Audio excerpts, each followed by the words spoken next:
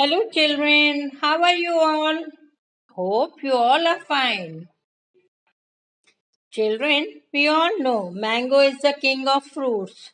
And who is the king of flowers? The rose. And today I, Kahani Wali Nani, have come to tell you an interesting story about a rose and a cactus. And children, the story is The Proud Rose and Cactus. Children, you can hear more such interesting stories on my YouTube channel. Subscribe the channel and do press the bell icon so that you always get a notification of new stories. If you like the story, click on the like button and you can share the story with your friends by clicking on the share icon.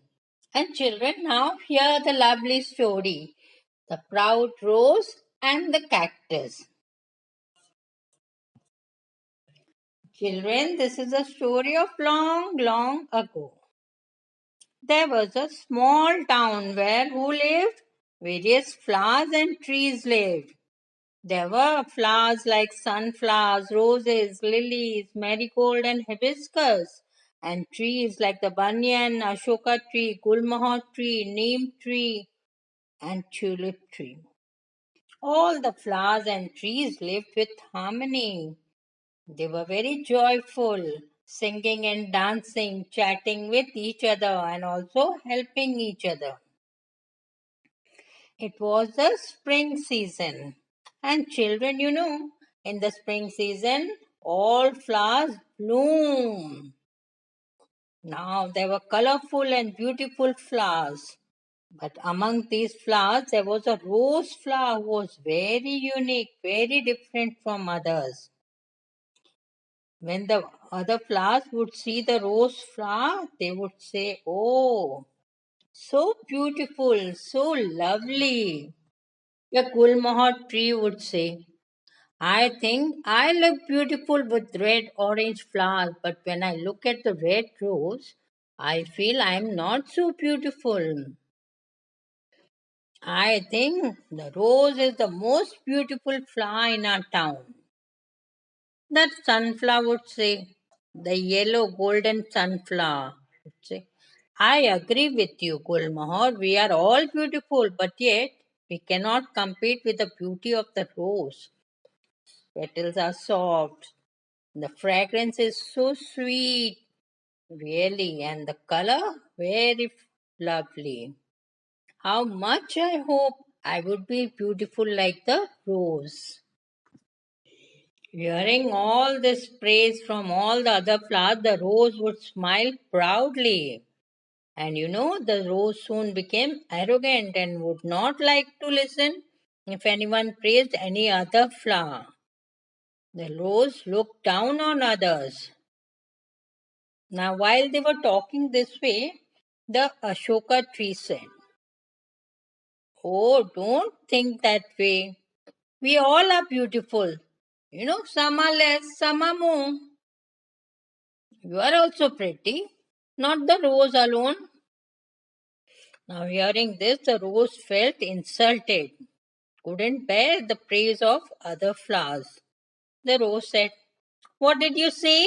All are beautiful in our town, and I am one of them. Actually, it is that you are jealous of my beauty.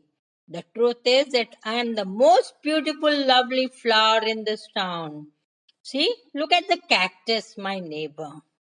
It is neither colorful nor has any fragrance, and the body is covered with all over with thorns.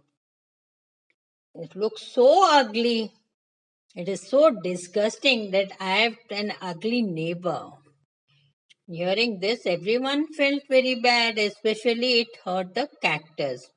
But the cactus was sensible and calm in nature and kept quiet. Yes, then the Ashoka tree said again, "Rose, it is not good to be so arrogant. You have no right to insult anyone and say hurting words to them. You must remember that God has sent us all with some purpose. Each and every one of us have some qualities or the other. Some have more, some have less. but you should not insult anyone. But the rose laughed sarcastically. Ha! Ashoka, stop preaching. Who is pretty? Who is ugly? We cannot say who is pretty, who is ugly. So the cactus is ugly, ugly, ugly. Gurmohar intervened. Stop this all. And then he said, it is very unfair that the rose talks like this. Come, let's go.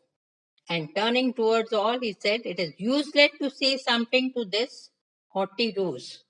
It will not understand anything. Better leave it alone. None of us will talk to the rose, and one day or the other, the rose will understand his fault.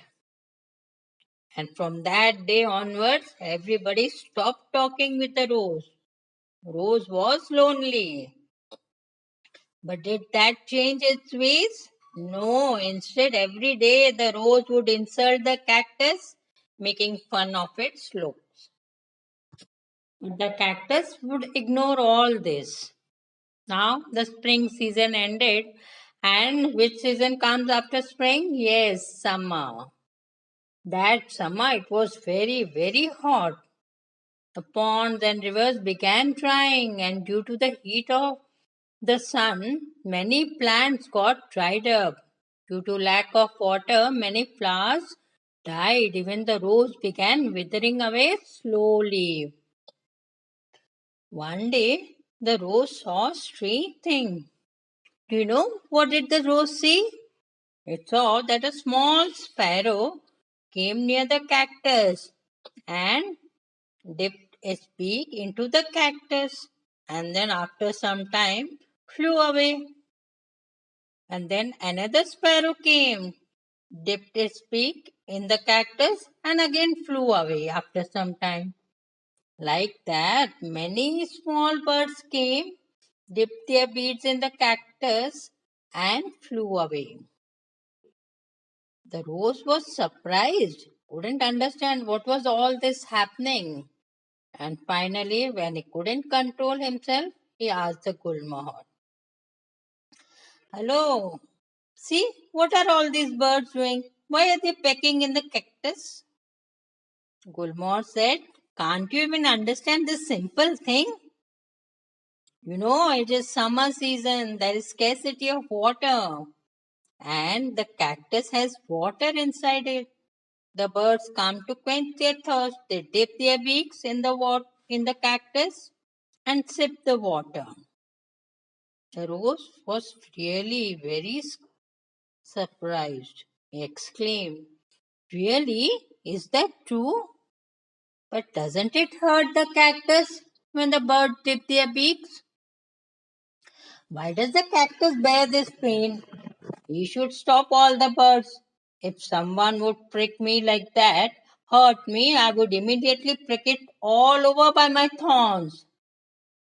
Till then the cactus was quiet. Hearing this, he said, hey Rose, this is painful for me. But when I see the satisfaction of the birds get by the drinking of the water, I forget all my pains. I feel nice that I am helping someone. Now the rose began thinking, this cactus is so kind, so helpful, so good in nature, and I am fully opposite of it, selfish and haughty. The cactus bears the pain to make others happy, and I feel happy in hurting others, insulting others. The rose felt guilty and ashamed of its bad behavior. The rose said, friends, please forgive me. I was wrong.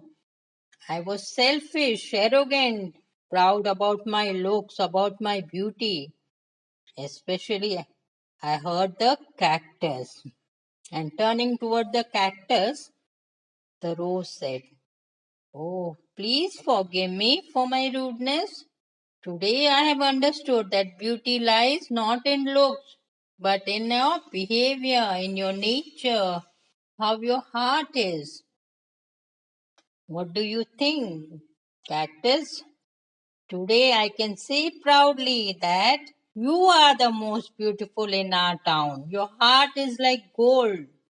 I promise to all the flowers that from today onwards, I'll be soft and gentle like you and helpful. Will respect everyone, not insult anybody. Friends, please, please forgive me for my bad behavior. Hearing this, the cactus smiled and said, Oh, Rose, you are really beautiful. Only your beauty was lost. Why? Because of your rude behavior. Now that you have changed your behavior, forget all that happened in the past and we will be friends forever. See, you and me are similar. I have thorns, you have thorns, isn't it? The cactus noticed that the rose was withering due to lack of water. It felt sorry for the rose and said, Rose, I think you need water. Rose did not say anything. How could it say that I want water? But the kind cactus understood it and it asked one of the birds to take the water in its beak and water the rose and said, See, this rose is thirsty. Hearing this, the rose said, Thanks a lot, friend. Certainly, you are the most beautiful in the town. Now, hearing all this, all the flowers, all the trees were very happy that at last the rose has changed its behavior and become gentle and soft. And now all started laughing, chatting, and singing. So, children, you must have well understood that we should not judge anyone by his looks. Real beauty lies in the politeness and good behavior.